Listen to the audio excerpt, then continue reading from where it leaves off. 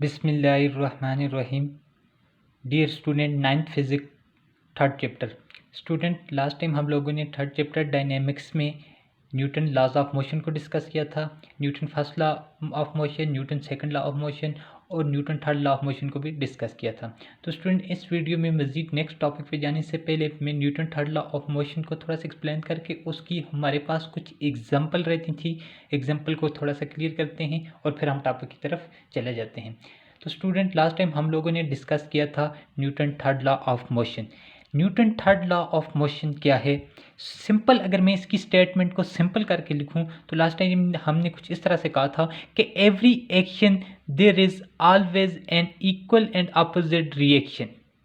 कि हर एक्शन यानी every action there is always equal and opposite reaction. कि हर एक्शन का क्या होगा? रिएक्शन होगा। फिर एन इक्वल, इक्वल का मतलब कि वो मैग्नीट्यूड में बराबर होंगे, but opposite in direction, direction में क्या होंगे? अपोजिट होंगे। एक्शन मीन कि action mean forces, action force होगी जहाँ पे, वहाँ पे कौन सी फोर्स होगी? रिएक्शन फोर्स होगी। मिसाल के तौर पे हमने कहा था कि अगर एक ऑब्जेक्ट दूसरे ऑब्जेक्ट पे फोर्स लगाता है तो ये उसका एक्शन है, यानी एक्शन फोर्स है। और रिजल्ट के तौर पे वो दूसरा ऑब्जेक्ट बी जो ऑब्जेक्ट है वो भी ए पे क्या लगाएगा? फोर्स लगाएगा। मिसाल के तौर पे हमने कहा था कि हमारे पास अगर एक ऑब्जेक्ट है, ये ए है, ये दूसरा ऑब्जेक्ट बी है। ए अगर बी पे फोर्स लगाएगा, ये इसकी क्या है? ए से जो बी की तरफ फोर्स जाएगी वो एक्शन फोर्स है। और एक्शन फोर्स है तो रिजल्टेंट जो है बी भी जो है वो ए पे क्या लगाएगा? बी से भी ए की तरफ क्या लगेगी? फोर्स लगेगी। और वो हमारे पास क्या है? रिएक्शन फोर्स है। यानी एक्शन, हर एक्शन का क्या होगा? रिएक्शन होगा। एक्शन बराबर है, एक्शन इज इक्वल टू किसके बराबर आ जाते हैं? रिएक्शन के। एक्शन और रिएक्शन मैग्नीट्यूड में क्या होंगे? इक्वल होंगे। इक्वल होंगे, बराबर होंगे मैग्नीट्यूड में। जितनी फोर्स ए बी पे लगाएगा इतनी ही बी ए पे लगाएगा, लेकिन डिफरेंट किस में होंगे? डायरेक्शन में। डायरेक्शन में वो एक दूसरे के क्या होंगे? अपोजिट होंगे। तो ये हमारे पास न्यूटन थर्ड लॉ की स्टेटमेंट यही है कि every action there is always equal and opposite reaction. के हर एक्शन का क्या है? एक्शन फोर्स की क्या होगी? रिएक्शन फोर्स होगी। एक्शन और रिएक्शन मैग्नीट्यूड में बराबर होंगे, बट डायरेक्शन में क्या होंगे? डिफरेंट होंगे। तो स्टूडेंट, हम इसकी एक दो सिंपल हम इसकी एग्जाम्पल देख लेते हैं। तो स्टूडेंट हमारे पास एग्जाम्पल नंबर 1 में हम देखते हैं कि हमने इसकी लास्ट टाइम भी कुछ एग्जाम्पल की थी। एक दो एग्जाम्पल इस वीडियो में देख लेते हैं। कहते हैं कि when a book is lying on the table. कहते हैं कि एक बुक है वो टेबल पे लाई कर रही है, वो टेबल पे पड़ी हुई है। Its weight is acting on table.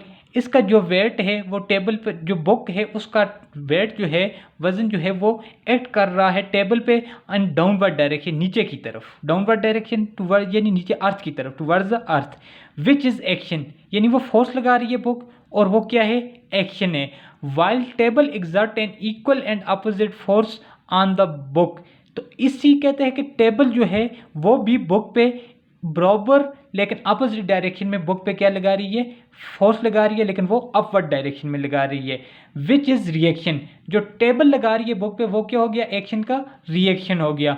As a result book is at rest. Resultant हमारे पास बुक जो है वो किस हालत में है? In the state of rest में है। अब ये कहते हैं फॉर एग्जाम्पल कि हमारे पास अगर ये हमारे पास टेबल है, इस टेबल पे अगर हमारे पास बुक पड़ी हुई है, यहाँ पे बुक पड़ी हुई है, ये बुक है। अब ये बुक का जो है वो नीचे की तरफ फोर्स लगा रही है, वेट इसका डाउनवर्ड एक्ट कर रहा है, वेट ये हमारे पास क्या हो गया? एक्शन फोर्स होगी। और रिएक्शन के तौर पे हमारे पास ये जो अपवर्ड डायरेक्शन में रिएक्शन फोर्स लग रही है। ये जो टेबल है ये भी इस बुक की सरफेस पे क्या लगाएगी? ऊपर की तरफ एक फोर्स लगाएगी।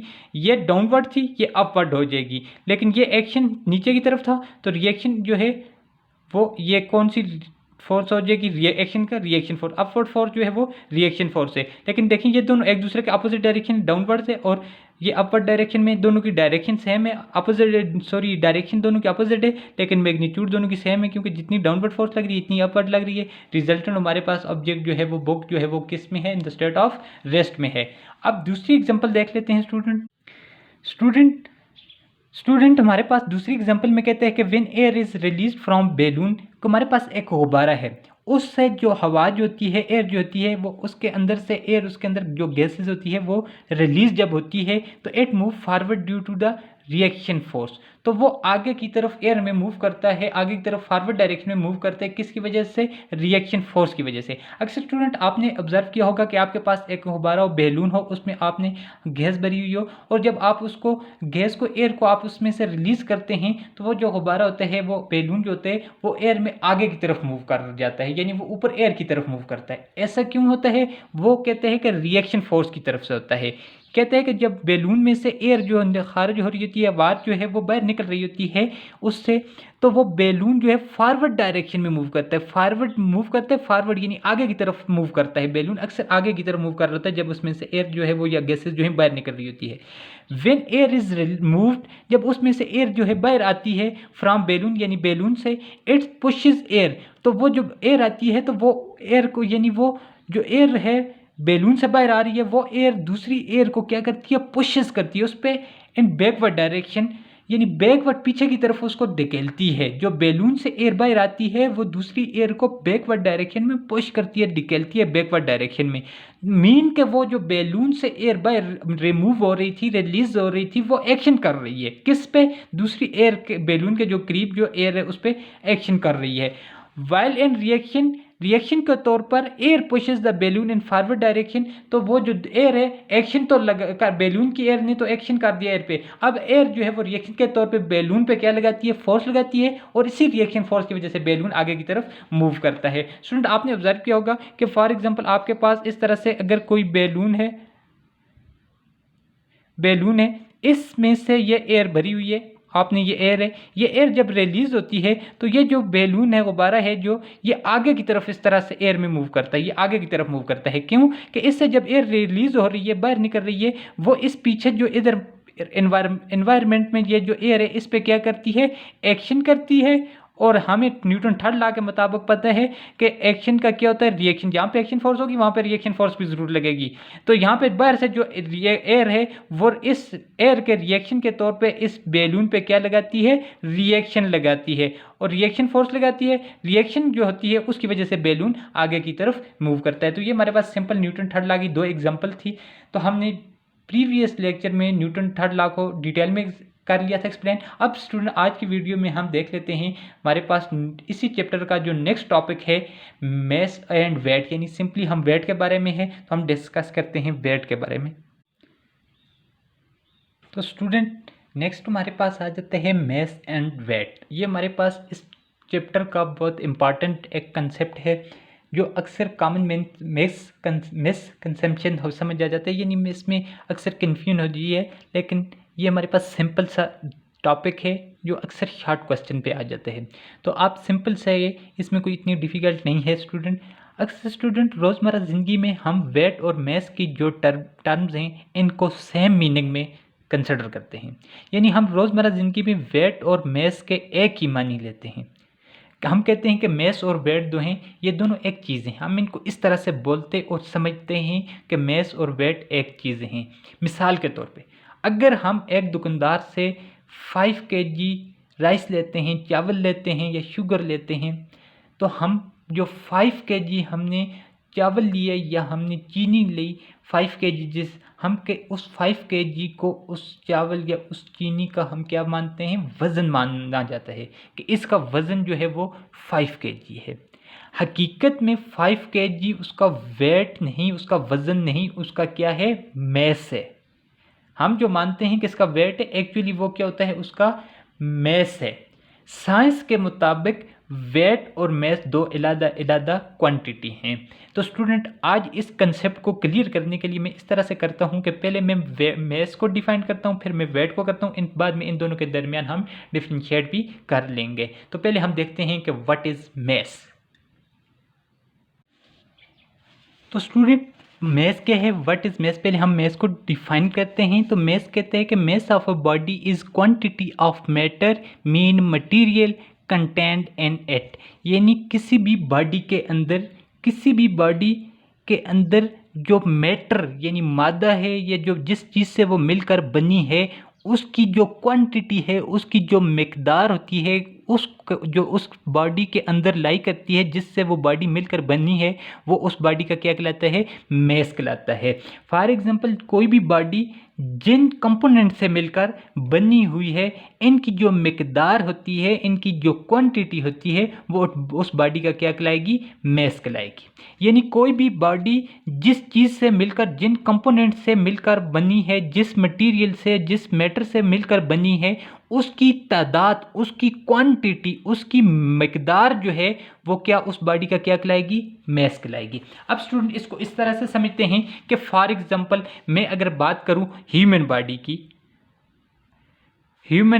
बॉडी की मैं अगर बात करूं, मेरे पास इसकी बॉडी कंपोजिशन आ जाती है। मेरे पास फॉर एग्जांपल ये जो मेरी ह्यूमन बॉडी है, इसकी बॉडी कंपोजिशन की मैं बात करूं तो ये किन किन चीज़ से मिलकर, किस मटेरियल से मिलकर बनी हुई है। हमारे फॉर एग्जांपल हमारे बॉडी में, ह्यूमन बॉडी में जो है ये मसल्स से आ जाती हैं, मसल्स हैं हमारे पास। इस तरह से डिफरेंट क्या आ जाती हैं? डिफरेंट शेप एंड साइज की बोन्स आ जाती हैं, डिफरेंट शेप की हमारे पास एंड साइज की क्या आ जाती हैं? बोन्स आ जाती हैं। हड्डियां हैं, मुख्तलिफ साइज़ और मुख्तलिफ शेप की हमारे पास बोन्स आ जाती हैं, उनसे मिलकर हमारी बॉडी बनी हुई है। इसी तरह हमारे पास ऑर्गन्स हैं, मसल्स, ऑर्गन्स हैं। इसी तरह से ह्यूमन बॉडीज़, हमारी बॉडीज़ के अंदर क्या हैं? वाटर हैं और एटसेट्रा। इस तरह से चीज़ों से मिलकर हमारी बॉडी की कंपोजिशन हुई है। हमारी बॉडी इन चीज़ों से, इन मटेरियल से मिलकर बनी हुई है। ये वो हमारे पास कंपोनेंट हैं जिनसे हमारी बॉडी मिलकर बनी हुई है। अब इनकी जो क्वांटिटी है, इनकी जो मिकदार है, वो हमारी बॉडी की क्या कहलाएगी? मैस कहलाएगी। अब फॉर एग्जांपल इस तरह से हम समझ लेते हैं कि ये हमारे पास अगर कोई भी एक ऑब्जेक्ट है, कोई ब्लॉक वगैरह कोई चीज़ है, ये ब्लॉक किसी न किसी मटेरियल से मिलकर बना हुआ है।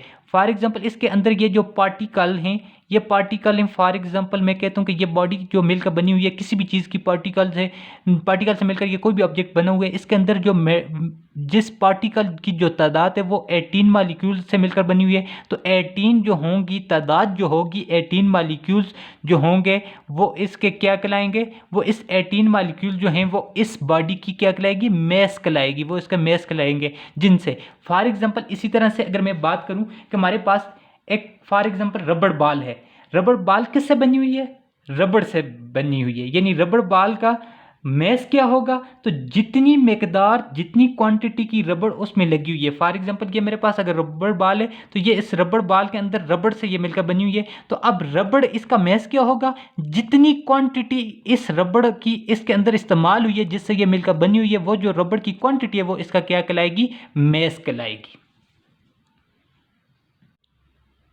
तो स्टूडेंट पहले हम बात करते हैं कि mass is represented by M. जो मैस होता है इसको हम रिप्रेजेंट करते हैं कैसे? यानी इसकी रिप्रेजेंटेशन होती है हमारे पास किससे? एम से होती है, एम से रिप्रेजेंट करते हैं। और दूसरी बात है कि mass is a scalar quantity है। जैसे हमने कहा था कि मेजरेबल क्वांटिटी जो होती हैं वो स्केलर या वेक्टर हो सकती हैं, तो मैस हमारे पास क्या है? स्केलर क्वांटिटी है। Which has only magnitude but no direction. यानी इसको रिप्रेजेंट करने के लिए, मैस को डिस्क्राइब करने के लिए सिर्फ मैग्नीट्यूड की ज़रूरत होती है। फॉर एग्जाम्पल अगर मैं कहता हूं कि मेरा वेट जो है वो कितना है, मैं कहता हूं कि मेरा वेट 5 kg है, तो 5 kg, ये मेरे पास 5 जो है ये एक मैग्नीट्यूड है, ये सिर्फ मैग्नीट्यूड है, यानी एक नंबर है साथ यूनिट के साथ है, तो नंबर यूनिट के साथ दैट इज ओनली मैग्नीट्यूड। ये 5 kg मैस को रिप्रेजेंट करता है, तो ये मेरे पास इसकी सिर्फ क्या है? मैग्नीट्यूड है। ये ओनली मैग्नीट्यूड रखता है, लेकिन इसकी कोई डायरेक्शन नहीं। कभी आपने ऐसा सुना है कि एक बंदा कहे कि मेरा 5 kg मैस है और वो कहे कि नॉर्थ की तरफ है या साउथ की तरफ है? डायरेक्शन तो कोई नहीं बताता ना, सिर्फ क्या बताते हैं? मैग्नीट्यूड बताते हैं। तो हमारे पास मैस जो है स्केलर क्वांटिटी और इसकी कोई डायरेक्शन नहीं होती, और इसको हम किससे रिप्रेजेंट करते हैं? एम से। तो स्टूडेंट फोर्थ पॉइंट में आ जाते हैं। The mass of a body is constant and do not change from place to place. Body की जो मैस क्वांटिटी है, मैस जो होता है वो कांस्टेंट क्वांटिटी है, यानी ये वेरी नहीं करती, एक पॉइंट से दूसरे पॉइंट तक जाते हुए चेंज या वेरी नहीं हो सकती। बिकॉज फॉर एग्जांपल अगर आप देखें कि आपके ये जो हमारी बॉडी है, ह्यूमन बॉडी है, मसल्स हैं या इस पे ये बोन्स हैं, ये और बाकी इस तरह से हमारे पास ये जो कंपोनेंट से मिलकर कंपोज हुई है, बनी हुई है। अब ऐसा तो नहीं है कि अगर मैं यहाँ पे हूँ तो मेरा मेस जो है वो फॉर एग्जांपल मैं कहता हूँ कि 80 kg है या 70 kg है, तो मैं दूसरे किसी पॉइंट पे जाऊँ तो मेरा मेस जो है वो कम हो जाए, मैं कहता हूँ 40 kg हो जाए, 50 kg हो जाए। ऐसा नहीं होता। क्यों? कि मेरे हाथ में, मेरे पाँव या मेरे बॉडी के तमाम जो ऑर्गन्स हैं, मसल्स हैं, वो एक पॉइंट से दूसरे पॉइंट तक वेरी करते। एक पॉइंट पे भी वही होते हैं, वही मसल्स होते हैं, उनकी तादाद कम या ज़्यादा नहीं होती, दूसरे पॉइंट पे भी नहीं होती। यानी मेस जिन चीज़ों से बॉडी मिलकर बनी होती है वो जगह के चेंज करने से वेरी नहीं करती, वो एक पॉइंट पे भी वही उसके कंपोनेंट होते हैं, दूसरे पॉइंट पे भी वही होते हैं। तो मैं कह सकता हूँ the mass of a body is constant and do not change from place to place है। नेक्स्ट है the mass of a body can not zero. Body का मेस कभी जीरो नहीं हो सकता। आप इस सरफेस, जिस सरफेस पे चली जाएं, चाहे आप किसी एक प्लेनेट से दूसरे प्लेनेट पे भी चले जाएं, बॉडी के जो कंपोनेंट हैं जिनसे बॉडी मिलकर बनी हुई है वो कंपोनेंट जीरो कहीं पे नहीं होते। जो उसके अज्जा ही कंपोनेंट हैं वो उसके जीरो नहीं होते। यानी बॉडी का मेस कभी भी जीरो नहीं हो सकता। और एसआई यूनिट ऑफ मेस जो है वो हमारे पास क्या आ जाते हैं? केजी आ जाते हैं। यानी मेस को हम एसआई सिस्टम में किलोग्राम में मेजर करते हैं। तो स्टूडेंट नेक्स्ट हम देख लेते हैं कि वेट क्या हुआ, फिर इनके दरमियान डिफरेंशिएट हो जाएगा हमारे पास।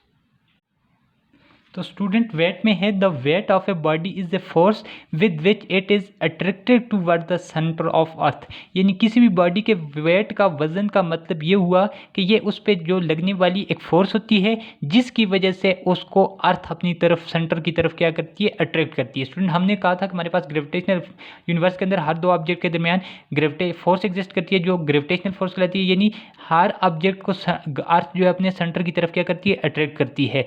अब एक्चुअली अगर किसी बॉडी के वेट का मतलब ये है कि उस पर लगने वाली जो फोर्स होती है, जिस फोर्स की वजह से वो body centre of the earth की तरफ अट्रैक्ट होती है, वो जो बॉडी पे फोर्स लगती है वो बॉडी का क्या कहलाती है? वेट कहलाती है। फॉर एग्जांपल अगर मैं इसको एक्सप्लेन करूं कि मेरे पास एक ऑब्जेक्ट है, इसके अंदर ये छोटे छोटे पार्टिकल से मिलकर बनी हुई है, माइक्रो लेवल पे बात कर रहा हूँ, ये मेरे पास पार्टिकल से मिलकर बनी हुई है। अब ये इसके टोटल पार्टिकल्स हैं, फॉर एग्जाम्पल इनकी जो क्वांटिटी है 100 पार्टिकल्स हैं या जो भी, वो इसका क्या कहलाती है? मेस कहलाती है। लेकिन इन पार्टिकल पे अर्थ जो है वो क्या लगा रही है? फोर्स भी तो लगा रही है। वो अर्थ इनको अपनी तरफ भी क्या कर रही है? अट्रैक्ट कर रही है। इसके इन टोटल पार्टिकल पे जब अर्थ एक्ट करेगी तो इसको नीचे की तरफ खींचेगी, तो वो जो फोर्स लगेगी वो इसका क्या कहलाएगी? वो जो नीचे की तरफ इसको अट्रैक्ट करेगी वो फोर्स। इन पार्टिकल पे जब फोर्स लगती है, ग्रेविटेशनल फोर्स लगती है, वो जो फोर्स होती है, तो वो फोर्स इन पार्टिकल पे एक्ट करने की वजह से इन पार्टिकल का क्या बन जाता है? वेट। पहले मेस था बॉडी का, लेकिन उन पे जब ग्रेविटेशनल फोर्स एक्ट करती है तो वो बॉडी का क्या बन जाता है? वेट बन जाता है। तो सिंपली कह सकते हैं वेट बॉडी का क्या होता है? फोर्स होती है जो बॉडी को, जिसकी वजह से बॉडी सेंटर की तरफ आती है। अब weight is represented by W. जैसे उधर हम मैस को एम से रिप्रेजेंट किया था, यहाँ पे हमने कहा था इसका क्या है? इसको डब्ल्यू से रिप्रेजेंट करते हैं। वहाँ पे हमारे पास मैस जो थी वो कौन सी क्वांटिटी? स्केलर थी, लेकिन उसको सिर्फ मैग्नीट्यूड की रिक्वायरमेंट थी। यहाँ पे weight is a vector quantity, क्योंकि हमारे पास वेक्टर क्वांटिटी में मैग्नीट्यूड की जरूरत होती है, और डायरेक्शन, क्योंकि वेट जो है वो फोर्स है, फोर्स जो है वो ऑलवेज मैग्नेट वेक्टर क्वांटिटी है, तो हमारे पास weight is a vector quantity. तो student weight of a body depends on g. अब हमने कहा कि वेट जो है बॉडी का वो जी पे डिपेंड करता है, यानी वेट जो है ग्रेविटेशनल एक्सेलरेशन पे डिपेंड करता है। तो therefore wait of a body is not constant. तो हम कह सकते हैं कि जो बॉडी का वेट होता है, क्योंकि वो वेट जी पे डिपेंड करता है और जी जो है वो वेरी करता रहता है, तो so therefore wait of a body is not constant. कि हमारे पास बॉडी का जो वेट है वो कांस्टेंट नहीं रहता। जैसे मेस बॉडी का हमने कहा था कि जहाँ कहीं पे भी चली जाए बॉडी जिन पार्टिकल से मिलकर बनती है वो सेम रहते हैं, यानी वो पार्टिकल, वो कंपोनेंट सेम होते हैं, वो वेरी नहीं करते। मेस चेंज नहीं होता था, लेकिन वेट जो है वो एक प्लेस से दूसरे प्लेट पे चेंज होता है। एक प्लेस से दूसरी प्लेस पे जाते हुए वेट बॉडी का चेंज हो जाता है। यही बात है कि अब अर्थ से अगर मून पे चले जाएं तो आपका 1/6 टाइम जो है वो वेट कम हो जाएगा। तो अब यानी अगर आप फॉर एग्जांपल अर्थ से मून पे जाएंगे तो आप वहाँ पे जी की वैल्यू वेरी कर जाती है, बहुत कम हो जाती है। तो आपका 1/6 टाइम, तो अर्थ पे जो मेस है उसका 1/6 टाइम मेस आपका डिक्रीज हो जाएगा, कम हो जाएगा मून पे, क्योंकि जी की वैल्यू वेरी करती है। तो फिर हम कह सकते हैं वेट भी क्या करेगा? वेरी करता है। ये भी कांस्टेंट क्वांटिटी नहीं है। तो the wait of a body is downward. Wait of a body एक डाउनवर्ड, जो बॉडी का वेट होता है वो ऑलवेज वर्टिकली डाउनवर्ड एक्ट कर रहा है, यानी टूवर्ड द सेंटर, क्योंकि सेंटर ही से, अर्थ के सेंटर से उस पर फोर्स लग रही होती है और इसी वजह से वो नीचे खींचती है, इसकी डायरेक्शन डाउनवर्ड होती है। और एस आई यूनिट इसके हमारे पास क्या होते हैं?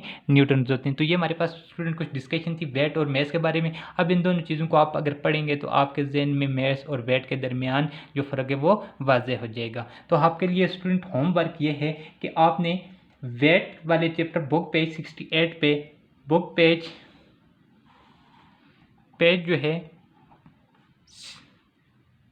68 पे जो एग्जाम्पल है 3.2 उसको सॉल्व करना है।